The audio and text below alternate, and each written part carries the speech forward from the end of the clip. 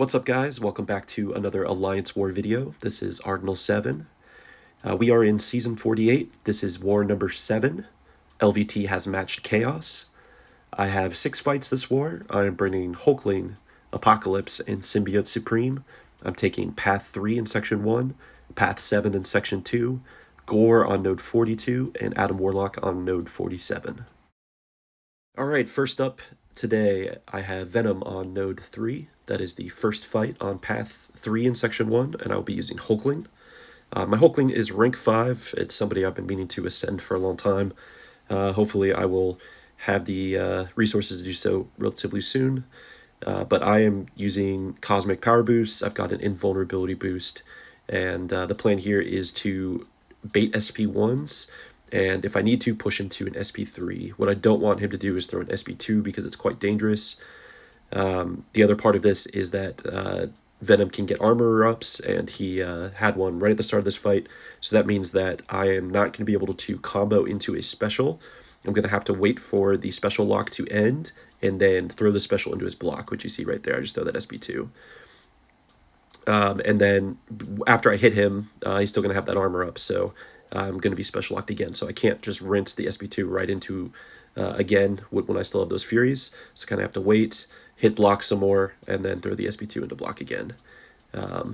Thankfully this went just to plan, didn't even need the invulnerability at all. Alright, next up I have Dani Moonstar on Node 12. That is the second fight on Path 3 in Section 1. I will be using Apocalypse. I swap over to put Suicides on, swap over to Mutant Power Boosts, and I will be using a PS1. I am being sent with Apocalypse targeting these mutants in early sections so I can get him ramped to apply Horseman. I think I've done it like 6 times, 6 of the 7 wars this season. So it's good to be able to get a Horseman pre-fight onto some of the really good mutant attackers that do benefit from the tactic. We see a lot of skill minis, got a lot of skill bosses. So that's what I'm doing here and what I've been doing most of the season. This is a relatively easy fight. I think it's just a diversity placement. Dani doesn't benefit from the node in any way. She doesn't have any armor ups. And I'm just going to bait SP1s. Obviously, got some practice baiting her SP2s in the recent Winter of Woe event. But it's just way safer just to bait SP1s. And then I will be throwing my SP2s as often as I can. Unfortunately, this is a rank 3 Dani, which is a pretty big health pool. So I'm not getting back to my SP2 because I'm not a fully ramped APOC, but all good. Throw the striker there, and I think one more combo ends this fight, so nice and easy. Alright, into Section 2, I have Shuri on Node 25. That is the first fight on Path 7 in Section 2. I will be using Hulkling, so Suicides came off, swap back over to Cosmic Power Boost, and I am using an Indestructible here. It is safe to push her to an SP3, but I try to just be really safe in this fight. The plan here is to try to line up my SP2 with my striker. So I throw the striker, I throw a heavy to knock her down to remove protection, and then I get an SP2 in. Unfortunately, it just doesn't go that well for me. I have a hard time lining it up. I think next time, if I was to do this fight, I would throw an SP1 to start, and then I think I will get my striker back at the same time I get my SP2. So I do have to throw an SP2 early here. It does remove protection, which means I get a little bit of time to get some damage in. But you see, because of the protection and because I am taking just all these hits into block, just being very safe, I am definitely losing the health race right now. I'm taking a ton of chip damage from the block. There, I drop the striker. I get the knockdown. It's perfectly timed. And for some reason, I don't go in and throw my SP2 here. I think I'm just trying to get her to bait a special, and she's not doing it. But I do have my invuln, so I could tank an SP3 here. So really that's what I should have done.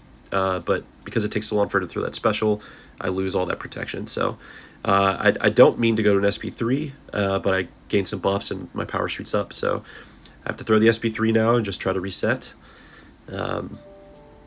Definitely not going exactly to plan. I think even just keeping her knocked down and block hitting would be a better strategy than what I've got going on right now. So this is like a 4-minute fight. It's kind of around this time where I'm a little worried that I might not have enough time to finish this. So there I'm unblockable. and I'm just going to have to ramp up to another unblockable for my SB2. Because the Shuri is duped, she can block unblockable specials. So what you have to do is make sure that you have the unblockable and you throw the SB2 from combo. You don't throw it into her block, even if you're unblockable. So another SB2 into my block, which is a fair amount of damage. So not going great. Here I get to an SB3 again. So I do knock her down first with the striker, throw the SB3, and I think this does pretty miserable damage. But maybe this offseason, maybe after next monthly EQ or something, I will be able to ascend Hulkling. He's incredible for BGs, and you know I don't use him a ton in War, but I do like the champion, so hopefully I can ascend him relatively soon. Okay, so we are almost 3 minutes into this fight, and I still have a fair amount of health to go. So I'm just going to throw the SP1 here to knock her down, and hopefully I can just block hit or something and get some good damage in. Baiting her untouchable. And at this point, I realize I need to start dexing because I am taking too much damage into block. Her protection's back up again. Throw a SP2 to knock her down. And she's unblockable, or untouchable rather. Alright, I am sub 10% health here. This is, I remember during the fight, not feeling so good right now. I knew this was going to be kind of a tricky fight, but I didn't anticipate how annoying it was, and that my strategy was not going to be ideal. So going forward, I just need to keep that protection down and just get more blocked hits in if I took this again. But she does go down. We make it through. All right, next up is Hitmonkey on node 34. That is the second fight on Path 7 in Section 2. From here on out, I've got nothing but Symbiote Supreme fights, so swap over to Mystic boosts. I change my masteries around to have max cruelty, max deep wounds, all that good stuff. But here, I just want Hitmonkey to be throwing his SP1s, and I want to just get way ahead on prowesses early, because once I'm at 3 prowesses, I'm going to shut off his ability to purify. And then it also turns out that when I knock him down with my first SP3, he also doesn't get his assassin's thing either, so he's not evading. So this fight turned out to be a lot easier than I anticipated. I thought I was going to have to slow play a lot, but so far so good. He's also been extremely nice throwing his SP1s. There we go, I get to my SP3 and throw my first special of the fight. If I can get back to an SP2, that would be great. If not, I'll just go back to the SP3 again.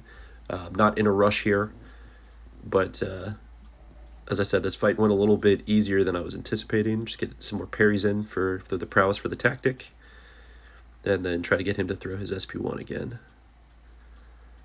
Ideally, you're not dexing a bunch and losing your prowess, so I'll just happily take it into block. Just a couple potions.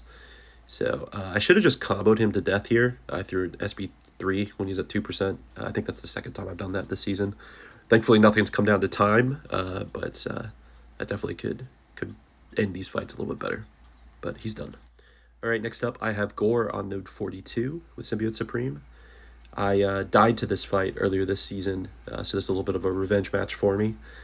I think the first time I took this fight, I had Mordo for the synergy, which gives me an extra bar of power, which I do not have this war. So I know I need to slow play at the start, just maximize my prowess, and try not to give him a ton of power, and just need to be real patient until I can get to my SB3. Once I have my SB3, I will parry heavy to knock him down to remove protection, and I will throw my SB3. So there's the heavy. Here's my first SB3. And then from here on out, I just need to get him into cycle.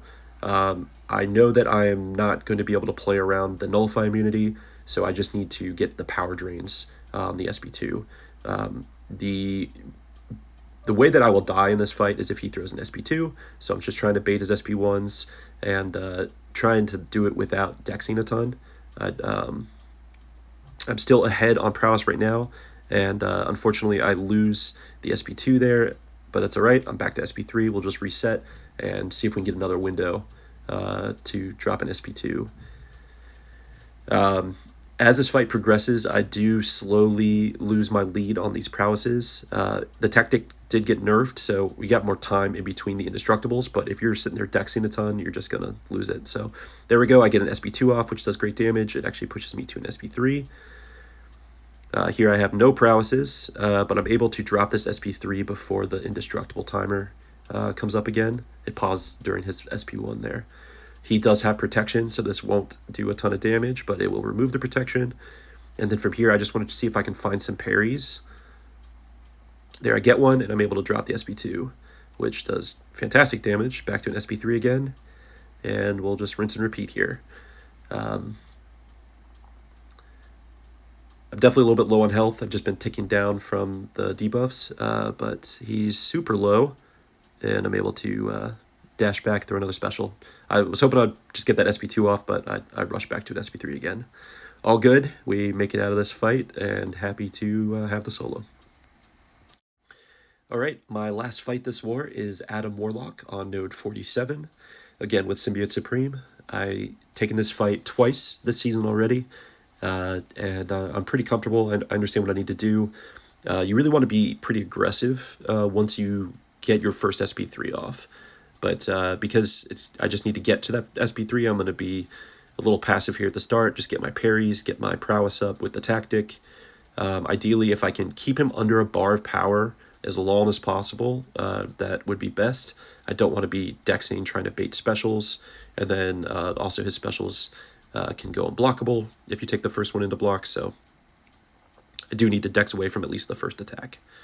So we're almost to our SP3. Ideally, we want to get this off, and then we can just push him to SP3s. There he throws his SP1, dex the first hit, take the second into block, and I throw my first SP3. Then with Symbiote, it's just all about the cycle. From here, I just want to get to an SP2. If we push him to an SP3, it's all good. We're going to take very little damage. And we want to parry in between as much as we can. There he throws his SP2, and I eat it. I think the last time I fought him, I ate an SP2 as well, so thankfully I do have the blue blessing up, so I take reduced damage, but obviously not ideal. We are back to our SP3. And if we can just get to an SP2 here, we can finish this fight. Eat a combo, not great. Hit into his block a little bit, and then get the SP2 off. And the fight is done. All right, that is a wrap on war number 7. 6 fights up and down. Happy to get out of another war deathless. I had a slow start with some early deaths this season, but I think I'm starting to figure it out. LVT as a whole is doing a good job with the tactic. I think we're in a good place. We'll see how the recent nerfs affect the state of Tier 1 Alliance War. I enjoy this tactic. I'm a little disappointed that they are making it easier. I'd much prefer wars where people are dying a handful of times and not going into draws at 0 deaths or 1 deaths in total. But we'll see how it shakes out. But for now, that's it. Thanks for watching, guys.